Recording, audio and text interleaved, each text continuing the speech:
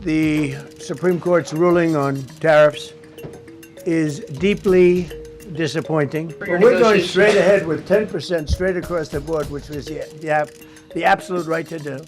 Taiwan came in, they stole our chip business, and now all those companies in Taiwan are building factories in Arizona, Texas, and various other places because they don't want to pay tariffs.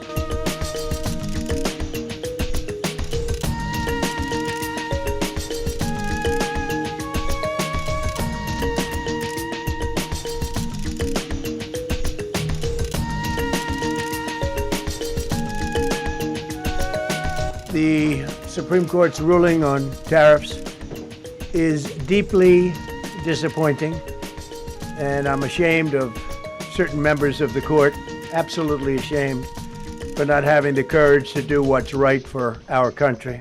Foreign countries that have been ripping us off for years are ecstatic. They're so happy. And they're dancing in the streets, but they won't be dancing for long, that I can assure you. Well, we're going straight ahead with 10% straight across the board, which was the absolute right to do. And that's taking place. That's a lot of money coming into our country. And then during that period of about 5 months, we are doing the various investigations necessary to put fair tariffs, or tariffs period, on other countries. So we're doing that period, but we're immediately instituting the 10% provision, which we're allowed to do. And in the end, I think we'll take in more money than we've taken in before.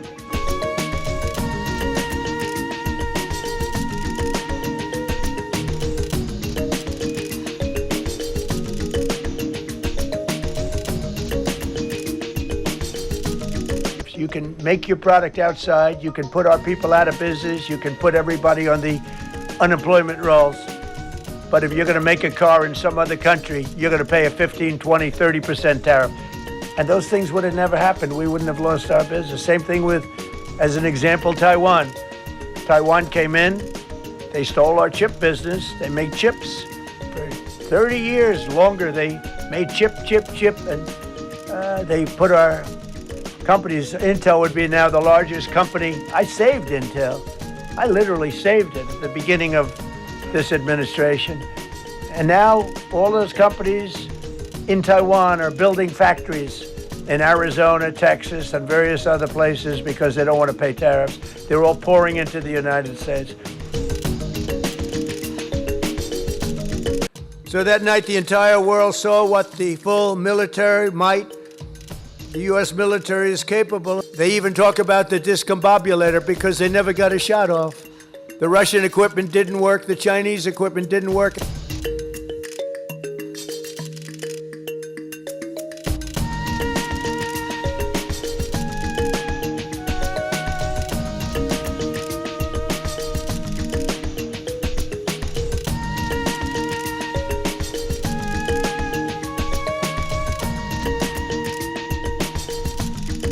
Last month, we proved this truth once again when some of our greatest soldiers right here to ever live, frankly, successfully captured the outlaw dictator of Venezuela, Nicolas Maduro, and brought him back to face American justice, where he's now, right now, waiting.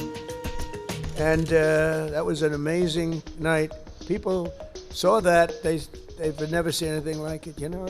So that night, the entire world saw what the full military might the U.S. military is capable of. And that was an unbelievable operation, but that was a smaller operation. But it was so precise, so incredible. Nobody thought a thing like that could happen.